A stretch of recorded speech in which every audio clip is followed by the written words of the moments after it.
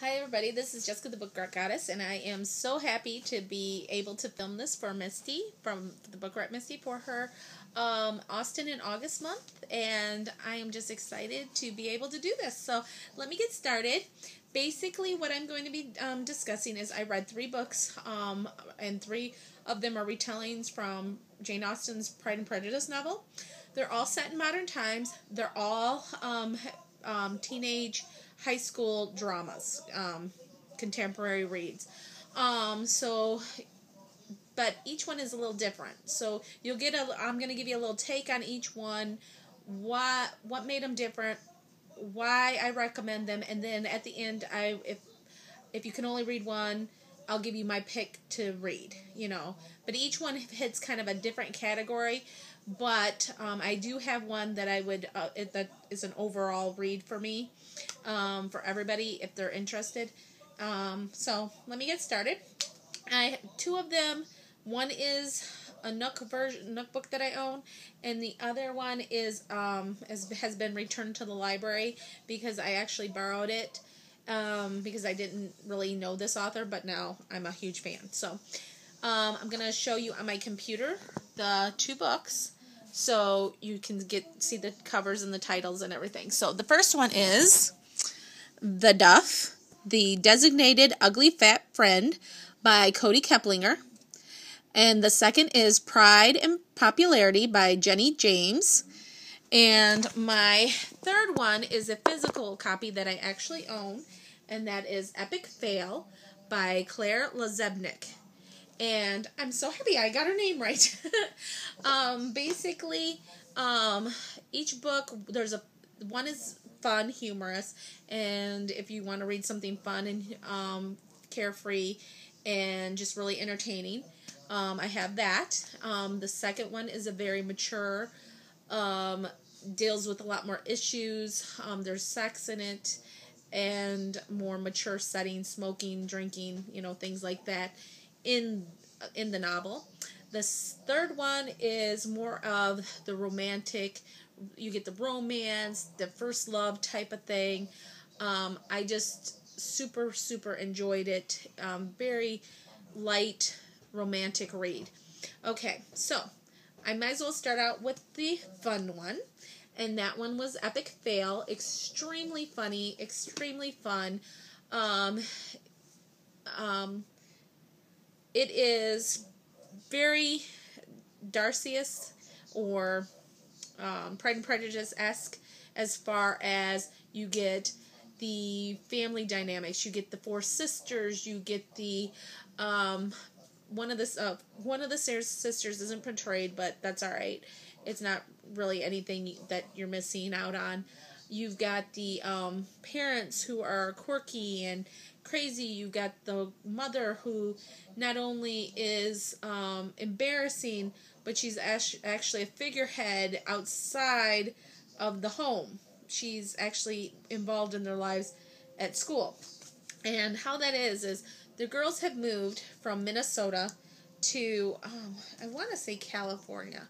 Yeah, they moved from Minnesota to, I believe, California. And basically, they moved because their parents get new jobs. Both of their parents are educators. Their father is a teacher, and he gets a teacher at their new school. The mother is the principal. And she is definitely a Miss Bennett. She doesn't wear clothes that matches. She says absurd things. She embarrasses the girls. The girls doesn't have... The father is so like Mr. Bennett as far as, economy, more stand back, and he says, you be your own person. Don't act like these. I expect you to be better, blah, blah, blah.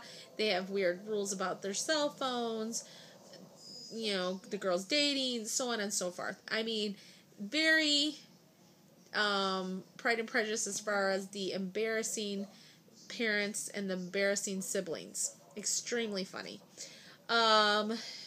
They also have, it is very funny because you've got the Jane character who is, one of Elizabeth's sisters, the Elizabeth character's sister in the book, who sweet, demure, and kind of funny and in her own right. And then you have the Bingley and you have the Darcy, and with all these mixes, especially with the mother being the principal of the school and them having to deal with teenage everyday issues and dramas that schools have, having their mother there day in and day out just makes it for a very hilarious read. So if you're looking for something funny and entertaining, I totally recommend this book. Especially if you want to participate in the Austen in August. My next book is, I guess I will talk about the more mature one, and let me see. And I'll show it to you guys again, and that's The Duff, The Designated Ugly Fat Friend. And sorry about the camera movement, but I just wanted to make sure you saw the cover once more. That one is very mature, and it is Pride and Prejudice in the fact that the characters have the whole misgivings. Their pride gets the better of them, and you get that whole misunderstanding, the drama between the two characters because they never open up, and the whole facts that the Darcy-esque character says something to the Elizabeth-esque character, and that she takes wrong, that he doesn't actually mean, and it just snowballs. But then you have the more of the modern part of it, as far as Cody Keplinger really gets the whole teenage high school experience. She gives you that in this book.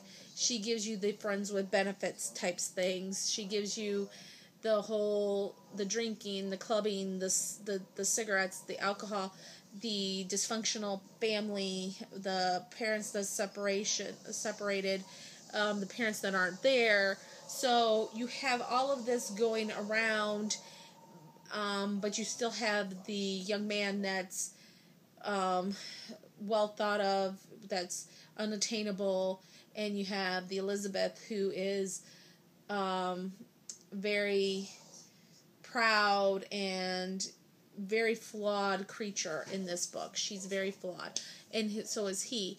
What I found very unique about this book, and I absolutely loved about this book, is in the beginning of reading The Duff, I really felt at the beginning that the Darcy character, that the young man that's the Darcy character in this book,